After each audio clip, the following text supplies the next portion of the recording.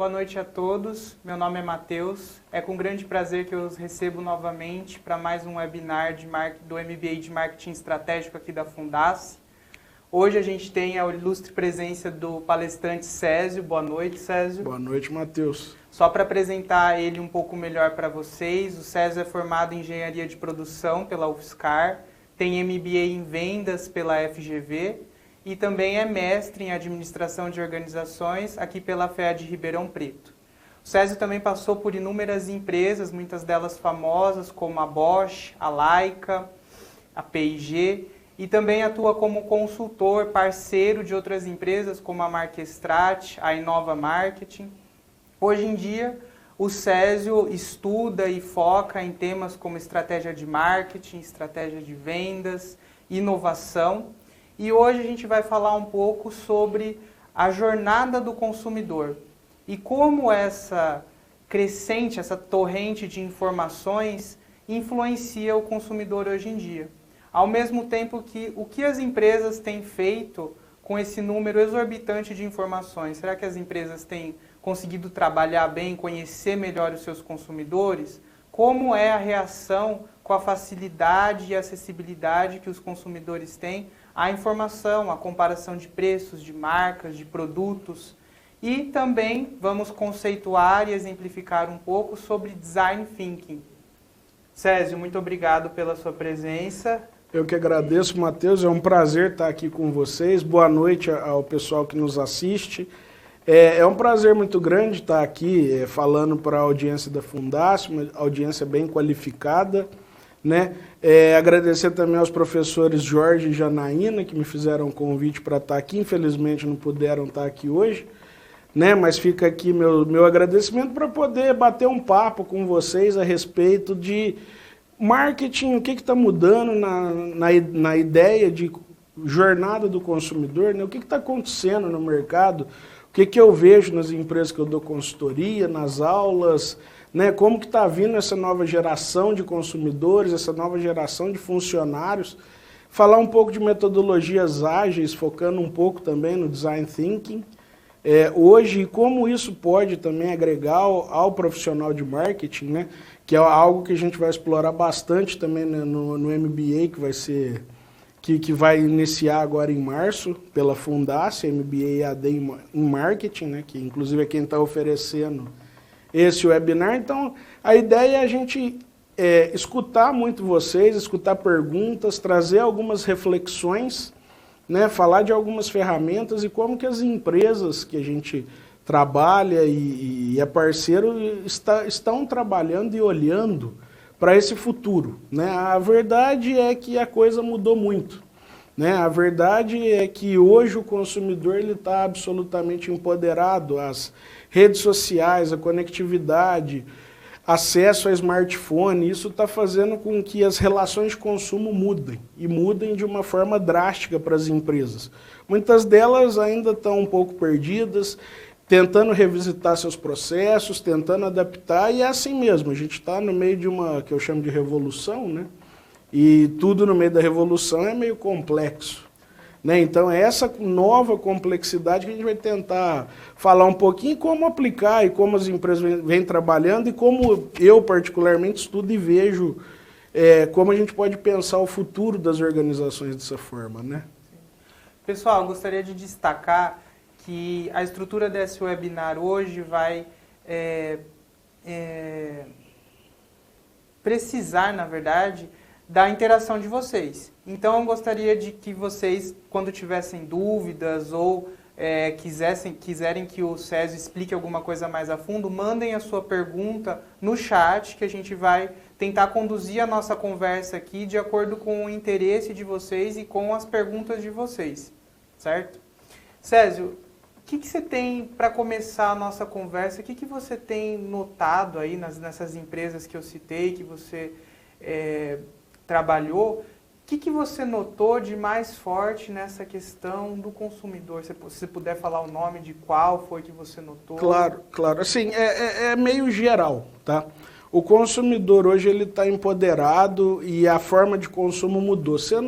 Essa forma de consumo, eu digo ela B2B e B2C, ou seja, para varejo, quando você faz a venda direta para pessoa física, ou quando você faz venda para PJ ou para outra, venda entre empresas, que a gente chama de B2B.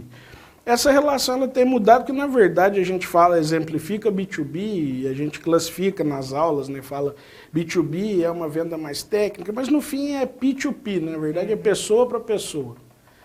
A venda acontece, e o que está acontecendo hoje é que com as informações, com a quantidade de dados, que eu acho que você citou muito hoje, a informação está muito disponível, né? Antigamente, ontem inclusive eu estava dando uma aula de MBA, e a gente comentou muito que antigamente quem detinha o poder de controlar a informação eram as marcas. As marcas simplesmente pegavam essa informação e passavam para o consumidor a visão que elas queriam que o consumidor tivesse delas. E até aí não tem nada errado. O que mudou nesse cenário? O que mudou hoje, por exemplo, se a gente for contextualizar Brasil?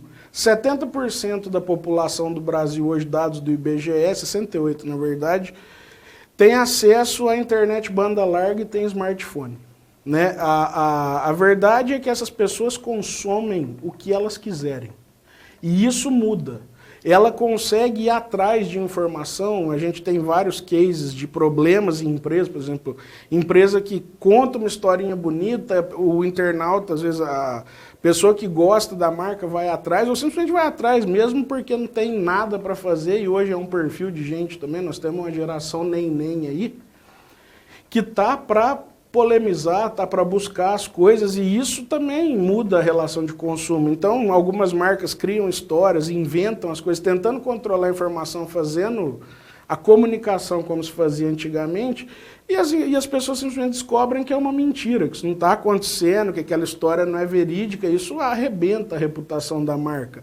Ou, por exemplo, no caso de ou fake news, ou de histórias, por exemplo, de trabalho escravo de marcas, e hoje tem que se controlar muito, hoje você tem que ter bastante mais cuidado na comunicação, porque além de uma polarização, a coisa ela está bem mais nichada, né? Você tem nichos e grupos que falam, tomam decisão, entre eles que podem às vezes arrebentar a marca. Eu sempre dou exemplo de alguém que a gente já trabalhou, na parte de tentar conter problema, que foi uma empresa que vendia carne, fez a publicidade de uma picanha, saindo fumacinha, assim, e uma vegana viu isso e se sentiu ofendida, e efetivamente é direito dela, e ela postou, e como funciona a rede social e o algoritmo, o engajamento aconteceu entre a rede dela e a rede dela, que normalmente também segue o mesmo lifestyle dela. Eu sei que foi uma campanha que foi solta no fim de semana, a agência não acompanhou, porque não estavam na agência vendo.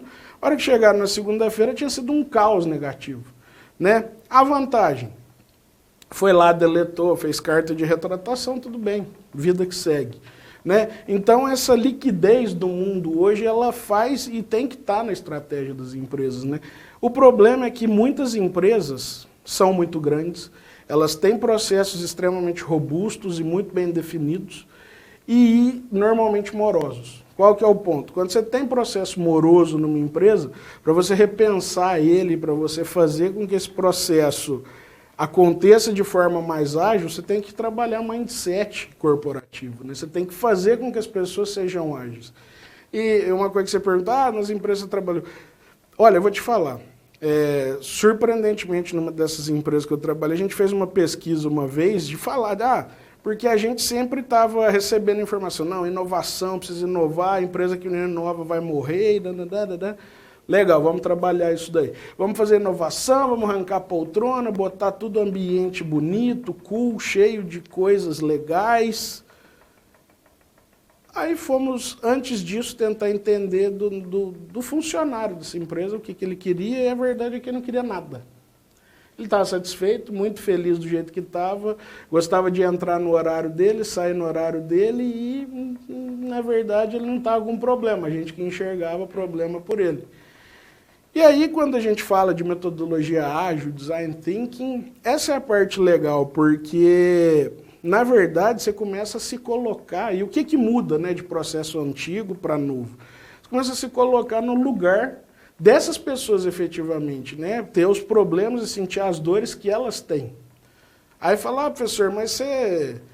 Normalmente, toda empresa fala que é voltada ao consumidor, é óbvio, se você olhar o site de todas as empresas, qualquer uma, a não ser que seja uma empresa muito maluca, né? Até de empresa que efetivamente não está nem aí para o consumidor. Tem lá o principal, valores, missão, visão, é entregar um serviço de qualidade, é atender o cliente. Sempre o foco no cliente. Sempre o foco no cliente, em todas elas têm esse dizer, você pode olhar em algum lugar do site delas. Nossa preocupação é o cliente. A verdade é que muitas delas não fazem ideia do que é isso. Elas resolvem um problema delas ou empurram uma solução que elas têm para o cliente e ver se isso dá certo. Então sempre foi assim. Quando a gente fala desse mundo que está mudando, dessa liquidez no mundo, da rapidez das mudanças, aí sim nós começamos a ver que a dinâmica das empresas vai ter que mudar. Né? Ah, professor, mas então a empresa vai acabar, a Kodak acabou, Blockbuster acabou. Eu sou um cara absolutamente contrário a esses mensageiros do apocalipse. Né? Eu não acho que amanhã acaba nada. Né? Eu não acho... Evidentemente, você tem que estar de olho, você tem que fazer o tracking. Né? O Nubank vai quebrar os bancos. Não, o banco tem uma capacidade grande de se reinventar. O problema está que quando você tem cenários óbvios de mudança, não muda. Por exemplo, os dois exemplos que eu dei, de Kodak e Blockbuster. Né? A Blockbuster, a Netflix foi oferecer serviço para a Blockbuster. O Blockbuster olhou e falou, isso não serve para mim. A Kodak, eu acho que o pessoal deve saber dessa história, mas Kodak foi a inventora da câmera digital. E aí o diretor lá, na época, falou, não, isso vai matar o nosso business. Bom, alguém matou por ele. Né? Então, o fato é, empresas grandes, elas sempre têm a oportunidade, elas têm os canais, elas têm as formas de chegar, só que cada vez mais elas vão ser mais atacadas por empresas pequenas que resolvem problemas rápidos. Você fala, mas como? Hoje o marketing digital permite capilaridade, que é o que antes você não conseguia. Com marketing digital, com uma estratégia boa digital, permite com que pequenos players, com pouco investimento, consigam atingir uma capilaridade suficiente para fazer dano em empresa grande. Por isso que elas têm que estar de olho. Mas elas ainda têm o mercado, elas ainda têm os canais, e aí que eu falo que elas precisam e estão tentando buscar essa nova adaptação. Só que isso não é fácil, né, Matheus? Se a gente para pensar assim, eu tenho um outro exemplo que eu acho muito legal, num cliente que eu fui uma vez, ele chegava para mim e falava, Césio, porque a gente tem uma dissonância muito grande entre, eu dou palestra para CEOs em organizações, eu dou aulas de MBA, e as pessoas falam, poxa, que legal, vamos fazer inovação, disrupção, mudança de mindset, nós vamos mudar a forma de pensar na organização, ser mais ágil. Aí ele chega lá e fala para os gerentes, olha, vocês têm que ser inovadores. Quer dizer, você já entende que a hora que vem uma política top-down, falando você tem que ser inovador, você já bloqueia a pessoa.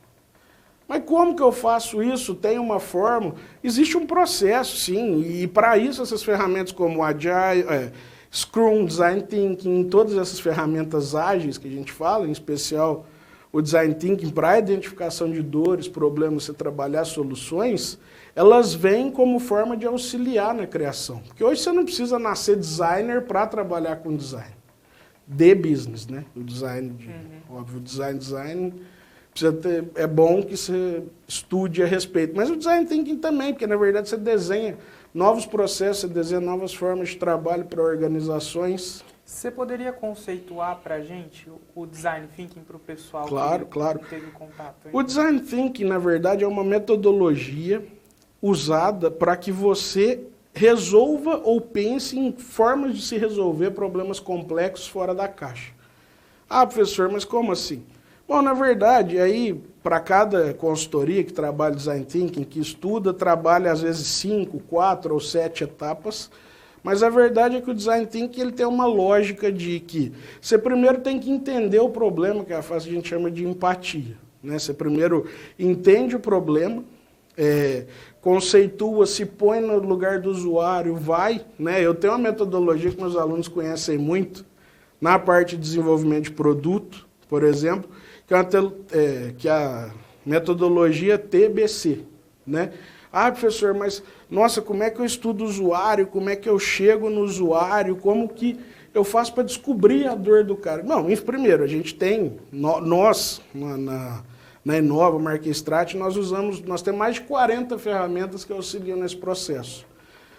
Mas a principal delas é essa metodologia que eu sempre uso em sala de aula, que é o TBC, que é tira a bunda da cadeira, vai falar com o seu cliente, né? Vai descobrir a dor do cara, vai acompanhar um dia de trabalho dele, porque aí você se põe no lugar dele, você vê a dificuldade que ele tem no dia a dia, do problema dele, da dor que ele realmente tem.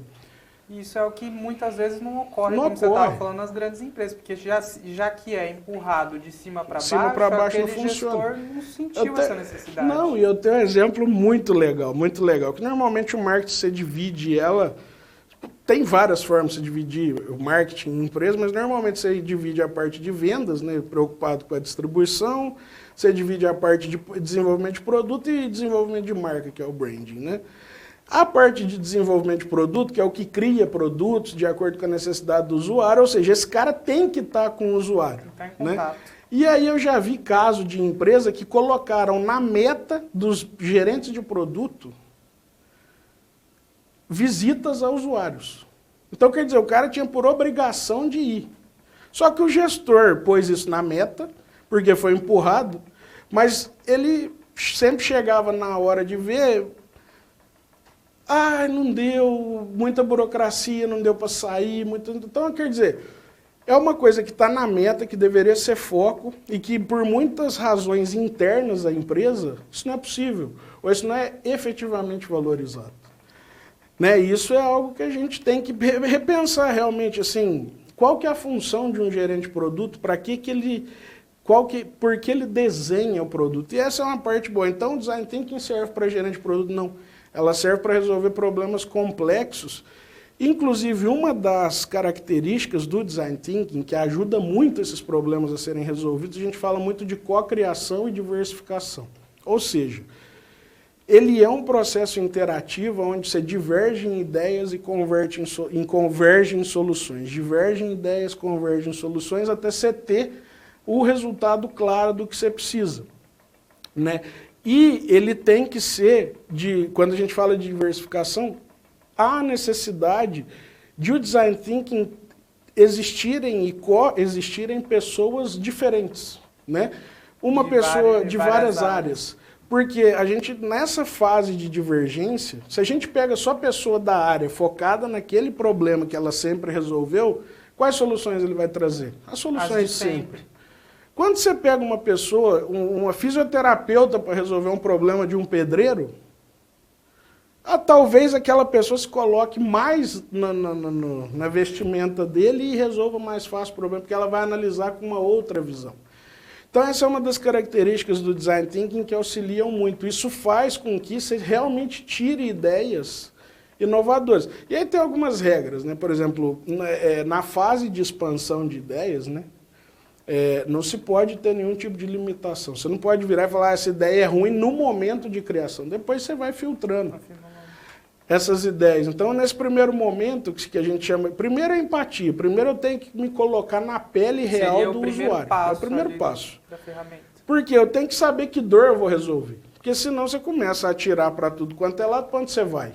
Né? Como dizem lá, Alice no País das Maravilhas, quando eu não sei para onde eu quero ir, qualquer caminho vai me levar para lugar nenhum. Né? Não é bem assim, mas a ideia é essa. Então... É isso que a gente tem que pensar. Né? Primeiro, que dor eu vou resolver? Eu vou conseguir resolver todas as dores do mundo? Adivinha, lógico que não. Você tem que primeiro estar focado. Aí depois que você foca, entende a jornada, entende a empatia, você define o problema. Definir o problema, você começa a pensar em soluções. Uma fase que a gente chama de ideação. Para isso também existe um montão de ferramentas. né, daquelas 40 que eu falei, elas são distribuídas em todo o processo. E nós temos templates para ajudar, mas o template é um orientador. A ideia é essa. Aí depois da ideação, você começa a pensar, a prototipar. Você vai escolher quais são, você pensa num milhão de coisas, escolhe as melhores soluções, né? Tudo em grupo, né? É bem... Assim, a gente, inclusive, aplicando, a gente tem muito problema quando o gestor da área, quando ele é muito incisivo, está junto com um grupo que ele tende a coagir muito as pessoas. Então, a gente, na moderação, tem que ter um trabalho muito claro de tentar mediar de uma forma que isso não ocorra, né? Não é tão simples, mas funciona bem, a gente tem vários métodos para fazer isso. Mas de forma que você escolha as melhores opções, depois você prototipa, e qual que é a outra vantagem? Bom, o que é o protótipo, né, que a gente fala? É você fazer um MVPzinho, é você buscar alguma solução muito rápida daquilo que você pensou e já ir testar com o seu usuário. Chega e fala, eu tenho isso aqui. Muita gente fala assim, eu estou precisando que minha empresa faça um design thinking para eu entender a dor do usuário e eu preciso fazer uma app. Eu viro e falo, bom, você não precisa do design thinking, então você precisa de um desenvolvedor, você já sabe o que você quer. O design thinking é para descoberta e validação de ideia. Você já sabe que a ideia é uma app, será que será que o teu usuário precisa de uma app de verdade? Né? Vamos conceituar quais as vantagens de app. Será que um mobile site, será que um sitezinho responsivo, um banco de dados, né, já não resolveria de alguma forma? Será que eu preciso da app? Por que a app? Né? Se você souber essas respostas, aí já vamos para o desenvolvimento e testar rápido. Aí já é Scrum, não é Design Thinking que eu vou usar. Né? Então, dependendo do que as empresas querem, a gente já direciona para um lado ou para outro. Uma outra questão que me veio agora. O Design Thinking, ele é aplicável a qualquer tipo de empresa e problema? Vamos supor que eu tenho um pequeno negócio, eu tenho um funcionário que cuida das vendas, outro que cuida da parte financeira, eu como gestor. Será que é necessário, ou isso depende do problema? Ou pelo tamanho do meu negócio, seria uma ferramenta que eu descartaria?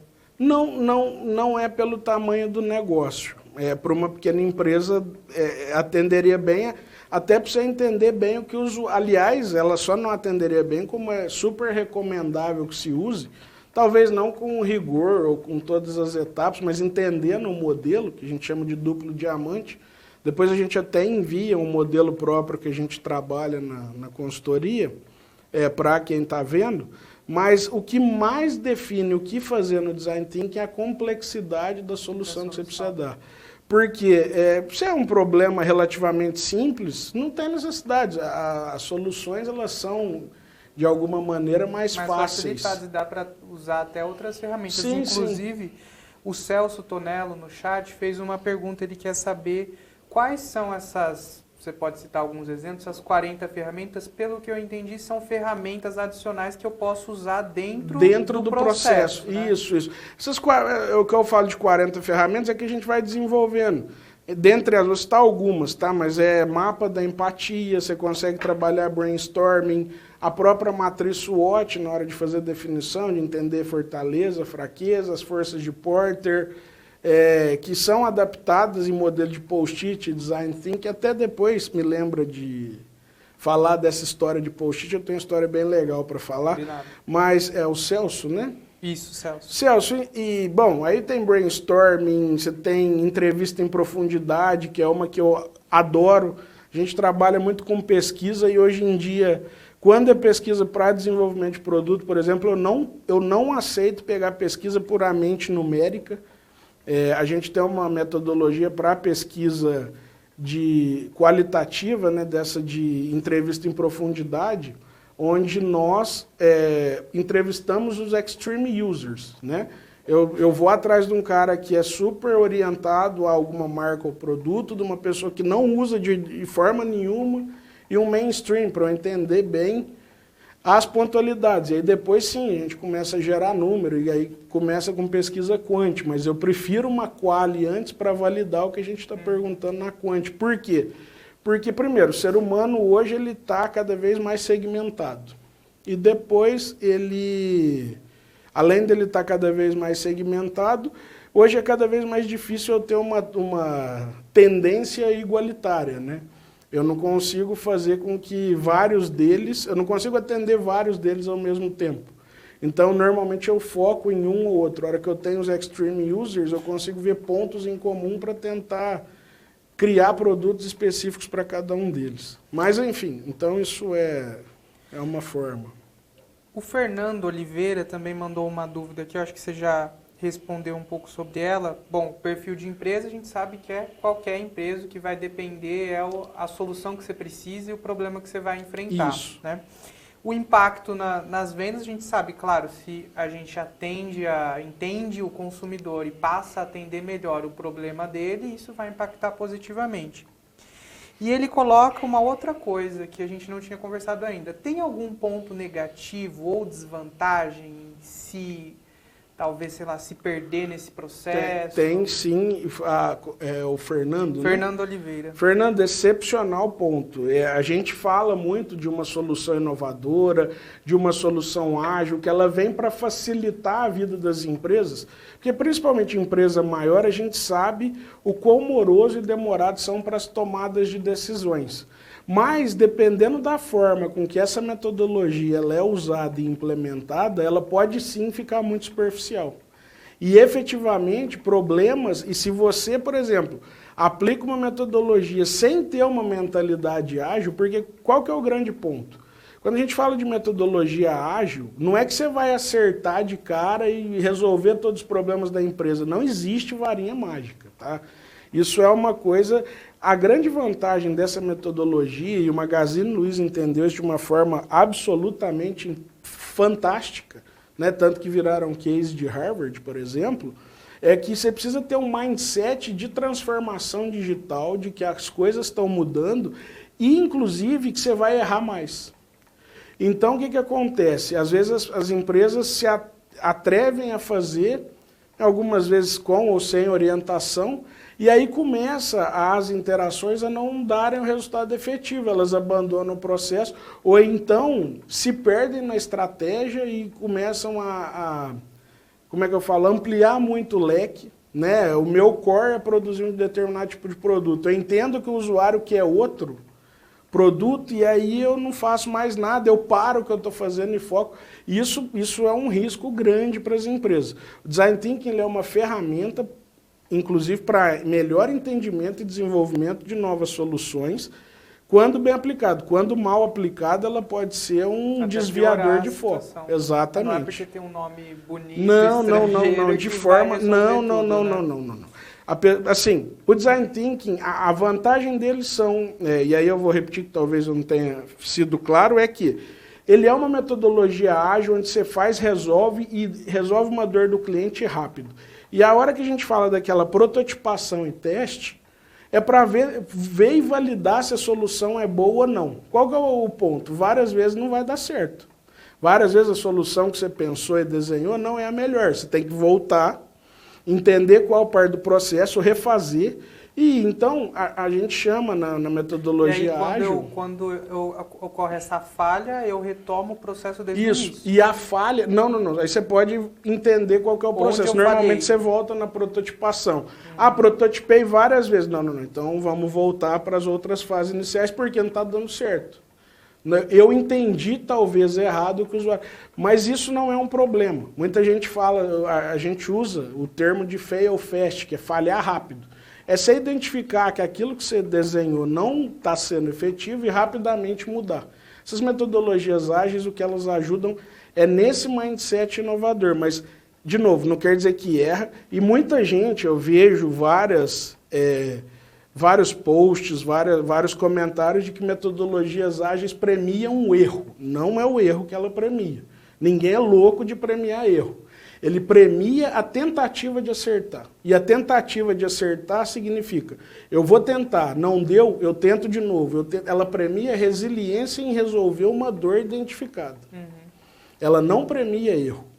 O erro, ele faz parte do processo, não é que ele é premiado, né? Então, eu acho super legal falar isso, porque isso consenso, né? A gente vê, e eu sempre, eu tomo cuidado de estar junto com startups para entender, aprender, né? Essa geração nova que está vindo é uma geração fantástica, com um pensamento diferente para a resolução de problemas. Então, eles ajudam muito a gente, né, mais velho no mercado, a entender como que esse processo acontece. E, claro, a nossa experiência pesa na hora de fazer as coisas, né? Mas essa metodologia ágil, mindset ágil, que aí a gente envolve em cultura corporativa, né, ela impacta diretamente. Chegou uma pergunta aqui agora da Carol pelo Instagram. Ela quer saber que tipo de... É claro que isso deve variar com o tamanho e o setor da empresa, mas como que funciona essa prototipagem? Eu solto...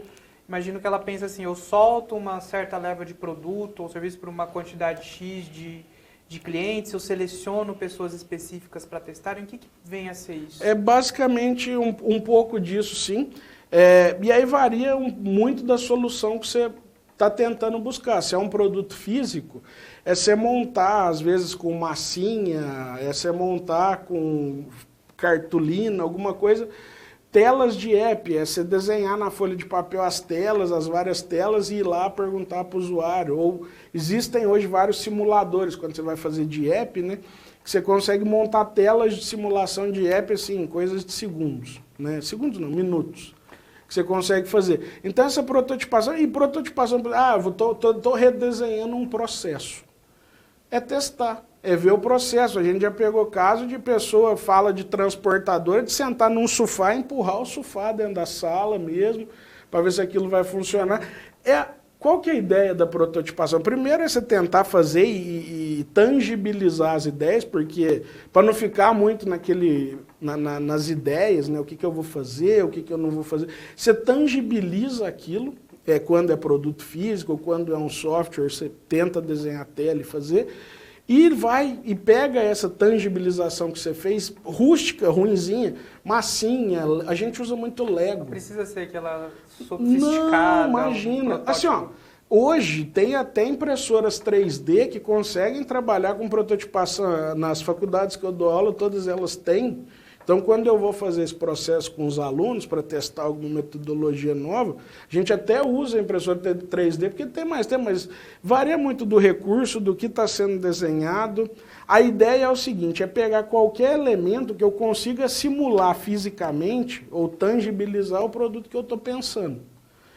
E aí, eu conseguindo isso, eu levo para o usuário e pergunto, o que você acha? E aí você já vai pegando feedback, retroalimentando e melhorando, até você começar a ter até você começar a entender que seu produto está pronto, e aí vai para outras. Aí você começa a vender, a ver se tem a trabalhar a usabilidade, a fazer realmente um protótipo real.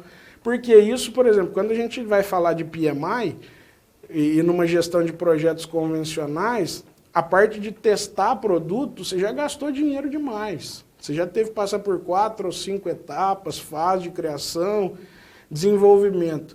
Quando você usa uma metodologia como Design Thinking, por exemplo, você já vai testando, gastando muito pouco e fazendo a coisa ser ágil. Né? É aplicado a tudo? Não, quase, mas praticamente é possível que você tenha bons feedbacks naquilo. Eu acho que você já consegue dar uma boa limitada nas opções que você vai testar. O Matheus Fracasso está perguntando se você tem aí alguma bibliografia importante para ele se aprofundar no assunto. No assunto. De Design Thinking, bom, tem o livro óbvio, né, do Tim Brown, que ele foi quem criou a parte de Design Thinking. E, bom, você tem... Assim, ó, eu gosto bastante. Tem muita coisa na internet legal. Né? Nós estamos desenvolvendo também dentro do blog da Inova Marketing um post falando mais especificamente dessas etapas. Existem várias escolas também que trabalham essa parte da parte de treinamento de Design Thinking, a gente dá pela consultoria também, mas escolas como a Ecos, por exemplo, também trabalham isso muito bem.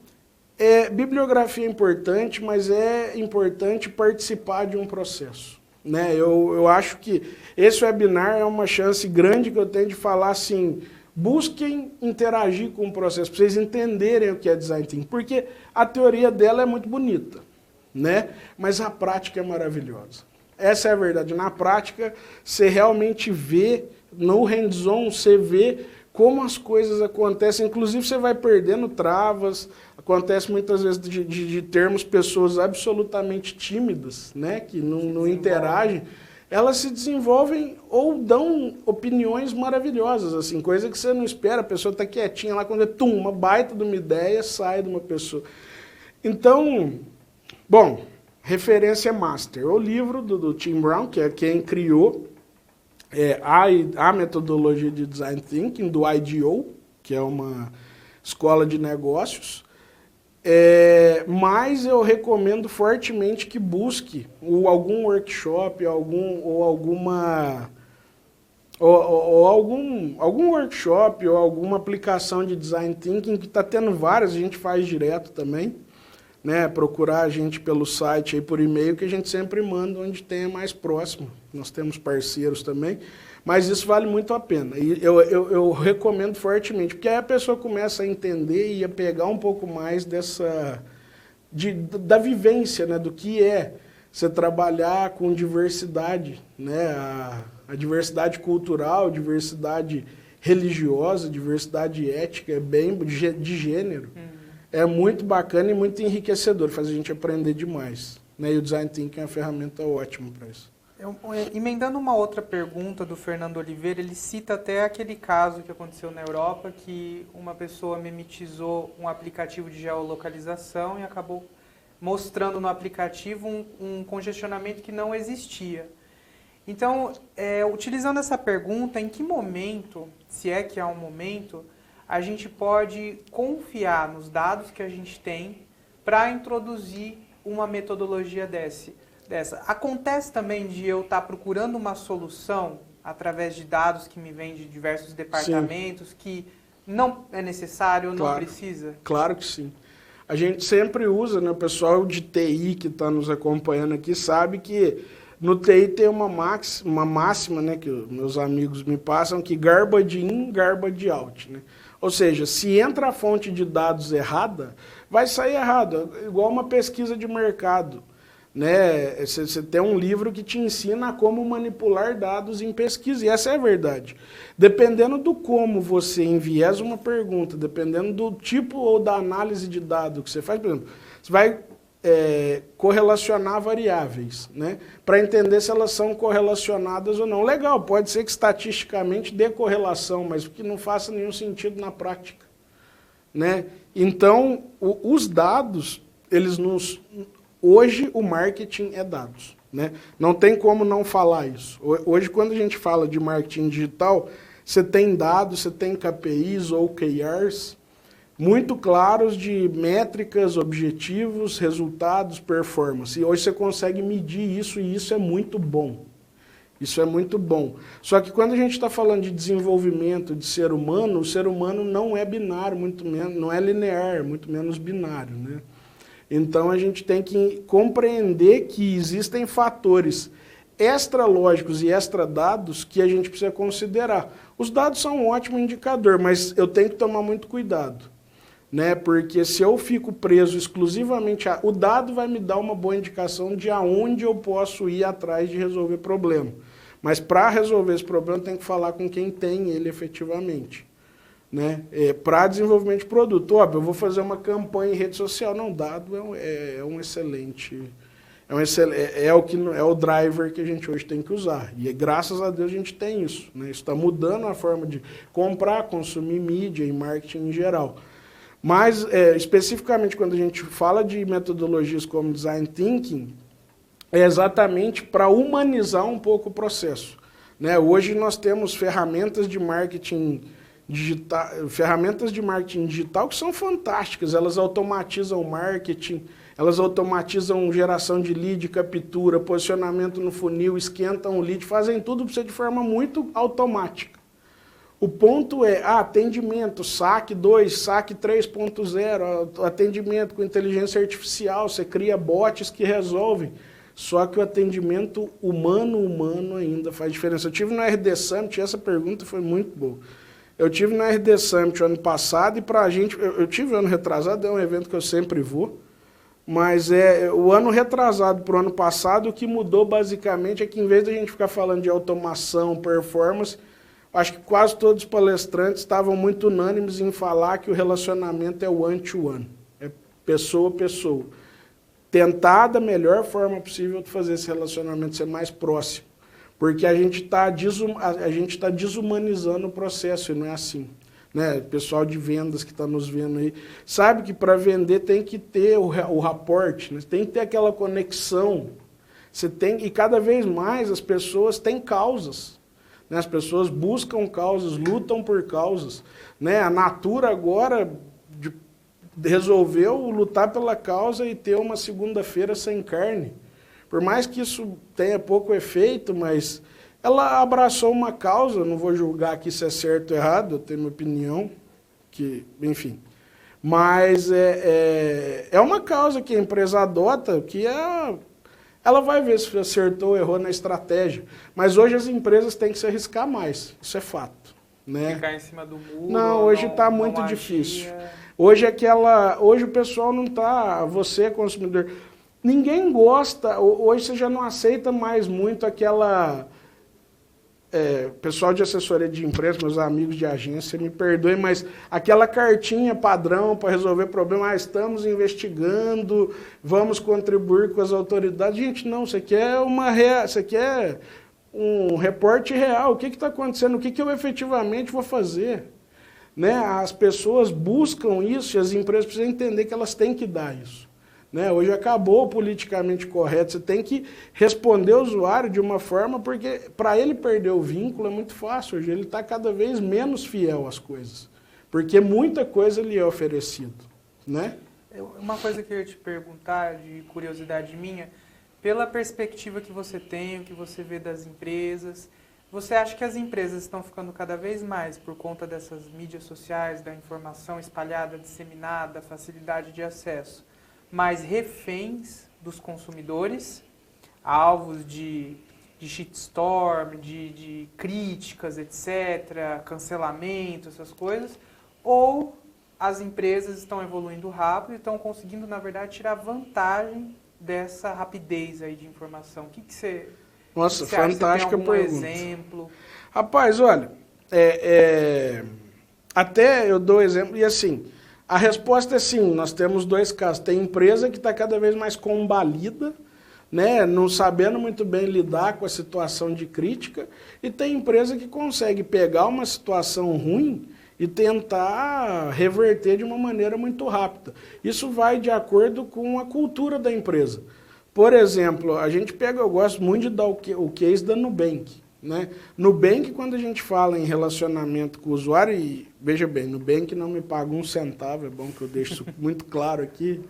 Sou correntista de banco normal também, mas a relação que eles têm com o consumidor é muito diferente.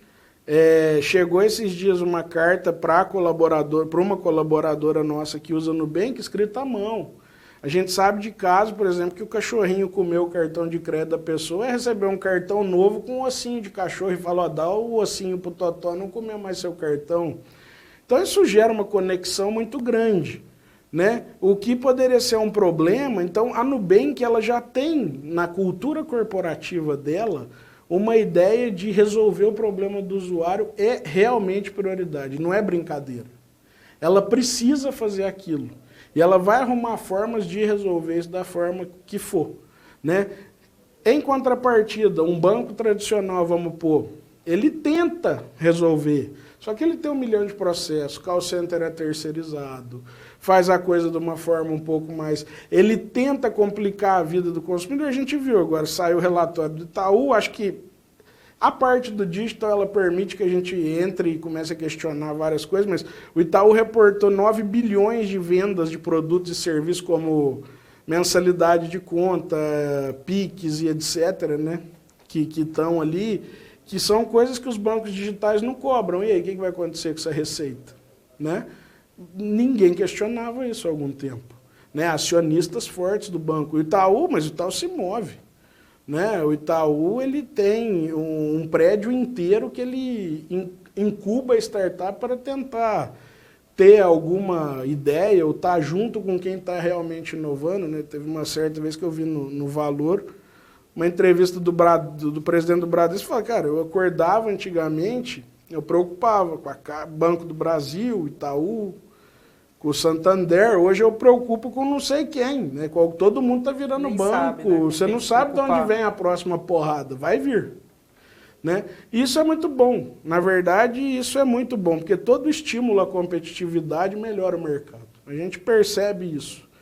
Né? Então, de forma regulada e honesta, isso só tende a melhorar a vida do consumidor, que no fim é a ideia, eu acho, de toda empresa. Né? Nenhuma empresa, a não ser que seja empresa que não merece estar, né?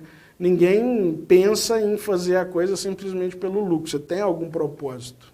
Né? É uma dúvida mais detalhada aqui sobre Design Thinking do Átila Machado. Uhum. Ele quer saber se o Design Thinking, como pode ser aplicado no marketing de uma empresa para B2B e principalmente quando você não tem o produto físico. Uhum. Bom, na verdade, Átila, isso, Átila. Na verdade, Átila, o Design Thinking ele é muito mais usado em empresa de SaaS, né, que é a parte do software que você vende na nuvem, do que em produto físico mesmo, né? Porque é muito mais fácil você prototipar com programação, com uma equipe de programação. Quando a gente fala de empatia e nos colocar no lugar do usuário, caso você tenha usado o serviço de alguma startup, você pode ver que eles têm o SDR, que é o primeiro contato, né, de vendas deles. Eles vão te ligar, tentar entender o fit da tua empresa, com o produto que eles têm para te oferecer. Então, basicamente, eles fizeram um processo de design thinking identificando uma dor em empresa. Eu vou dar um exemplo, de uma empresa que faz a digitalização, ou é meio que um ERP para consultorias. Né? Então, ele entende que hoje existe um leque,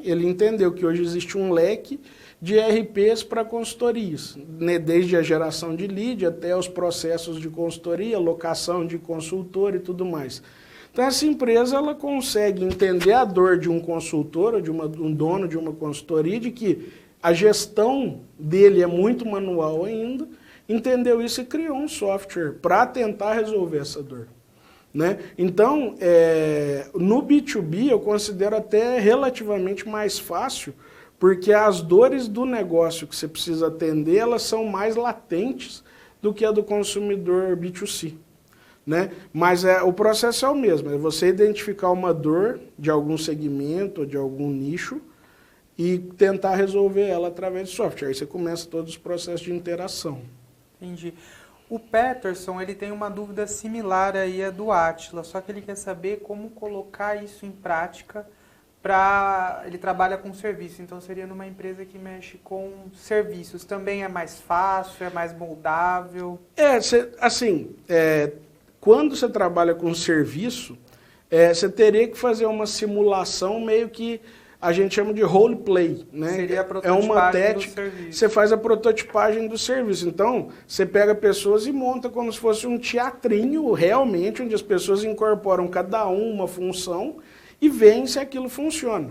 É uma técnica que a gente chama, daquelas 40 que eu falei, uma delas chama roleplay, que é essa, você se colocar no lugar de alguém, de um processo. Então, por exemplo, e é até legal quando você troca, né? Você pega a pessoa de logística, põe ela no marketing, pega uma pessoa do marketing, põe em logística, e aí pega a pessoa de vendas, põe ela no RH, e aí você começa a misturar para realmente você se sentir no lugar do outro.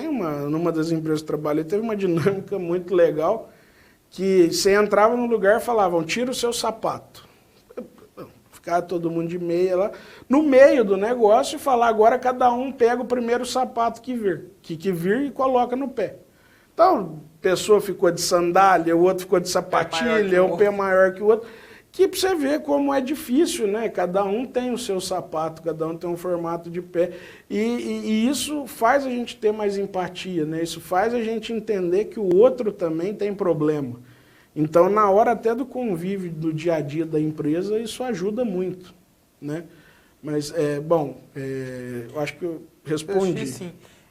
Uma outra dúvida que me surgiu agora, vamos supor que eu seja um gestor, totalmente atolado pela rotina e não tenha o tempo, os meus funcionários também não têm o tempo de participar, ou pelo menos estruturar essa metodologia para o meu negócio. Tem empresas, consultorias, como que funciona o mercado de venda do Design Thinking ou de outra ferramenta como serviço? De metodologia, é exatamente isso. Na verdade, esse cenário que você passou é de todas as empresas.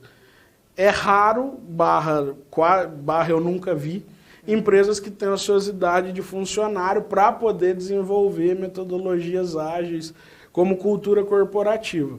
Então, normalmente, essas empresas contratam empresas como a nossa, onde nós vamos, entendemos qual é a real necessidade, porque cada empresa tem um timing de adaptação, tem uma cultura diferente. Os maiores erros que a gente vê incorrer num processo de mudança de cultura corporativa é você implementar ou chegar com a receitinha de bolo pronta. Se quiser, tem, mas não vai funcionar. Essa é a verdade. Mas não funciona nem com Design Thinking, nem com o planejamento estratégico, nem com nada. Acho que a ferramenta ela tem que ser adaptada para a realidade do negócio do cliente. Né? Então, tem que fazer primeiro... Bom, cada empresa tem uma forma de trabalhar diferente. Mas como que a gente faz? Entende primeiro o board, entende como que está a média gerência, depois entende como que estão os funcionários e a gente trabalha com treinamento escalonado, né? Porque o que eu já vi acontecer? Né?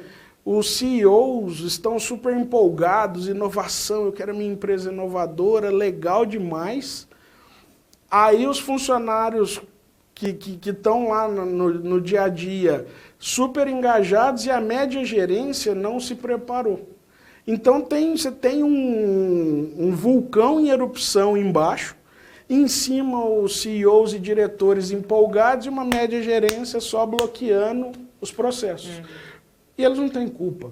Na verdade, eles são média gerência porque eles sempre seguiram uma receita de bolo e deram resultado que foram levando eles ali. Mas o que levou eles ali hoje não é o que está sendo requisitado. Então isso dá um choque de cultura, isso tem que ser trabalhado. Né? E aí cada empresa, tem empresa que ela é mais horizontal, isso acontece menos. Numa empresa mais verticalizada, a gente vê isso acontecer de uma forma um pouco mais pesada. Então, realmente, não tem como, é customizado a situação. O ponto é, cultura corporativa você não vai mudar do dia para a noite. Né? É um processo e a aceitação de erro, gente, é muito difícil. Né? Eu sou engenheiro, eu sou uma pessoa que pensa logicamente, aprendi assim, e não é trivial você incorporar a cultura, que é de novo, né? Não é premiar o erro, mas a cultura da resiliência buscando as tentativas, né? De tentar buscar. Isso é um processo, isso é algo que existem projetos de 1 ano, 2 anos em empresas que você não pode também ficar testando, mas o fato é uma coisa que tem dado muito certo, é da gente trabalhar a cultura corporativa, da gente fazer a implementação e treinar moderadores dentro da própria organização. Porque eu não quero estar lá sempre, eu não posso estar lá sempre. A organização tem que andar por ela mesma. Então, no meio do processo, identificar pilares, né, que vão manter essa cultura acesa e essas pessoas serem replicadores internos. Isso aconteceu em praticamente todos os outros processos. Se a gente for pensar em CIPA, se a gente for pensar na parte de segurança de bombeiros, se a gente for pensar... Sempre internamente dá-se um jeito. E para a inovação é isso. Na verdade, tem um professor da USP, da FEA, o César, que eu acho ele fantástico, né? Trabalha com inovação há mais de 40 anos. Ele fala, a inovação vai ser commodity. Assim como na década de 80 a qualidade do produto virou o santo graal das empresas, inovação vai ser nos dias de hoje. Inovação vai ser commodity. A questão é como as empresas vão transformar essa inovação em coisa relevante. Né? E aí a gente tem que entender que inovação é uma invenção que emite nota fiscal. Né? Não adianta também a gente ficar só no campo de criação das coisas. Essa coisa tem que ser efetiva e tem que vender. E o Design Thinking, metodologias ágeis, elas caminham nessa direção. Né? Isso é um ponto bem bacana. Certo. Uma última dúvida aqui do pessoal. O Guilherme Vieira está perguntando que sugestões você tem e se é possível aplicar a metodologia de Design Thinking no processo de branding em redes sociais. Nossa, como, desculpa. Guilherme. Guilherme só não é possível como é super recomendável. Né? A gente, eu vou dar um exemplo que não é exatamente de branding, mas para você ver como é efetivo. A gente usa Design Thinking, por exemplo, para repensar a embalagem. Né? Uma coisa que a gente às vezes não dá muito valor, mas a gente já aplicou várias vezes, onde a gente ajuda o cliente a pensar numa embalagem que converta em mais vendas no ponto de venda. Como? Pegando o usuário principal e os extreme users e entendendo deles quais são os pontos relevantes, o que faz ele tomar a decisão ali de comprar. Isso a gente pode, por exemplo, colocar neuromarketing junto, se você quiser, um estudo um tanto mais efetivo. Né? Então existem várias ferramentas que você consegue pôr junto para desenvolver embalagem. Ah, mas eu não tenho verba para trabalhar neuromarketing, eye tracking. Faz design thinking. Né? O design thinking é pegar o usuário, entender o que é de uma embalagem importante. Com marca é a mesma coisa. Você cria, você pensa quais são os aspectos importantes da marca ou extrai isso do usuário, como eu faria. Né? Eu puxaria do usuário para, se a marca já está estabelecida, quais são o que ele vê de fortaleza nessa marca.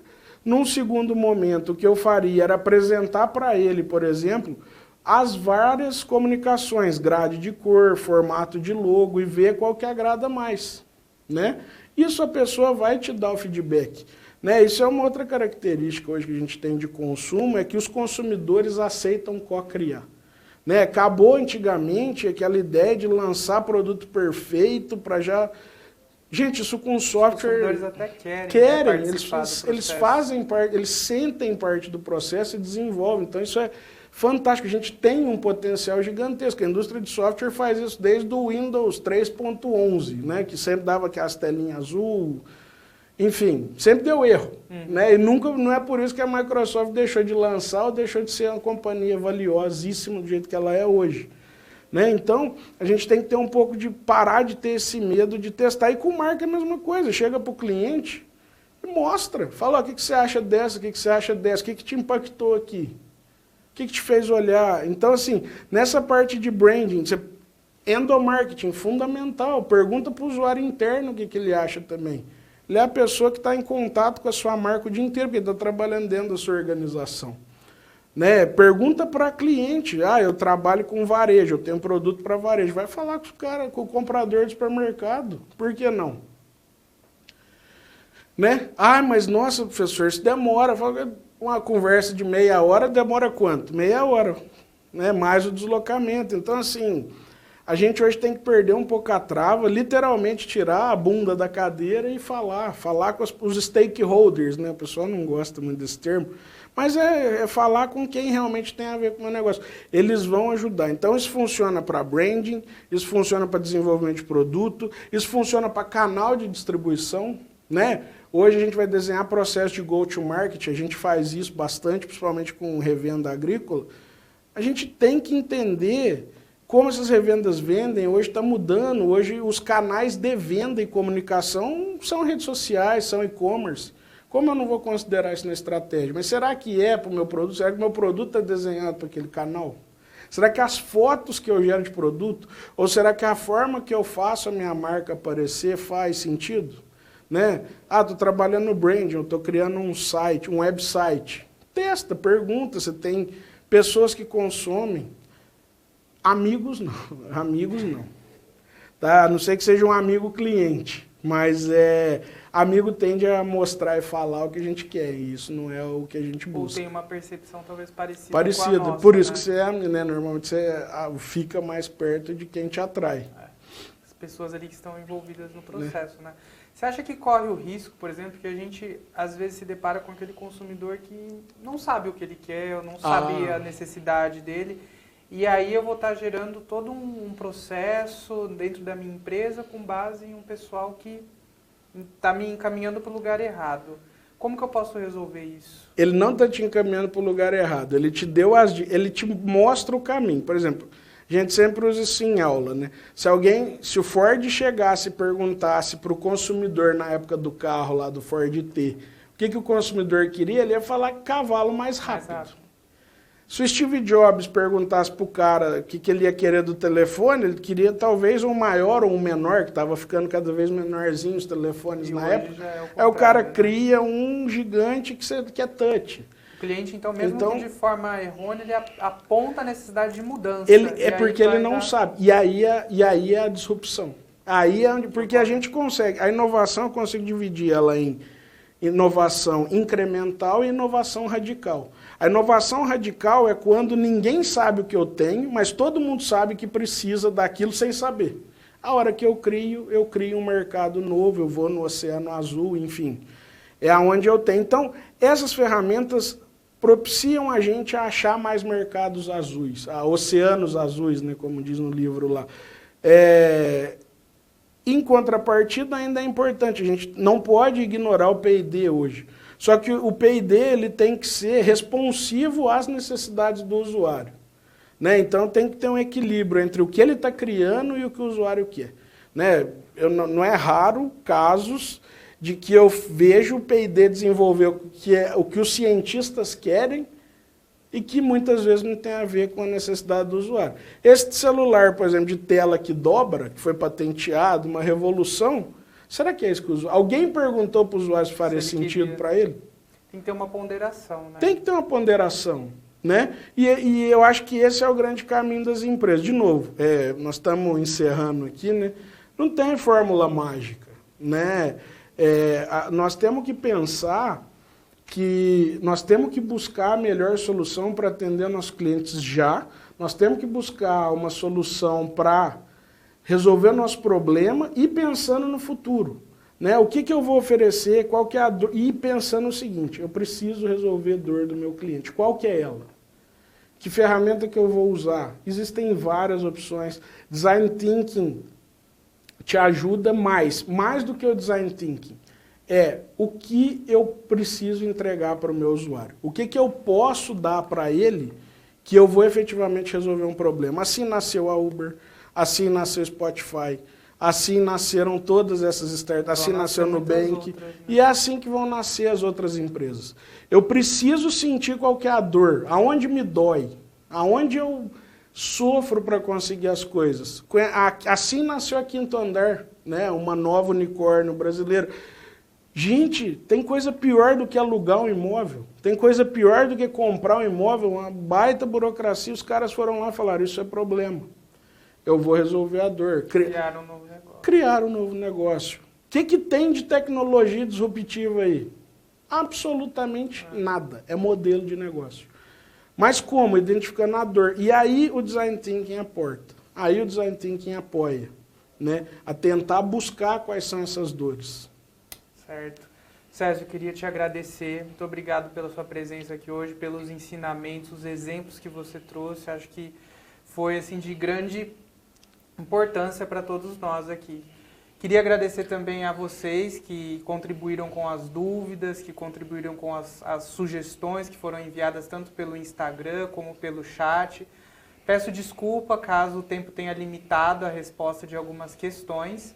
E queria complementar que o MBA de Marketing Estratégico ele se propõe a se aprofundar não só nesses assuntos, nesses tópicos que estão hoje no encalço das empresas, como também nas ferramentas que podem ser utilizadas, os conhecimentos, as metodologias para cada caso específico.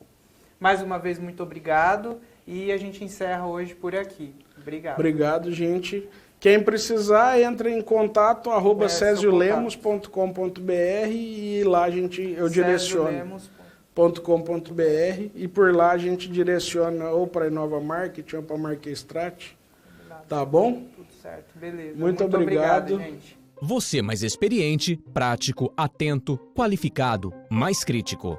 Evoluir profissionalmente é buscar novos conhecimentos e experiências. O MBA Fundace USP é especializado em negócios e possui cursos alinhados e atualizados para os profissionais que buscam vivências em gestão executiva nas diversas áreas do conhecimento, orientados por professores com experiências sólidas e práticas, com peso de uma das universidades mais renomadas do país. MBA Fundace USP, você profissional mais completo.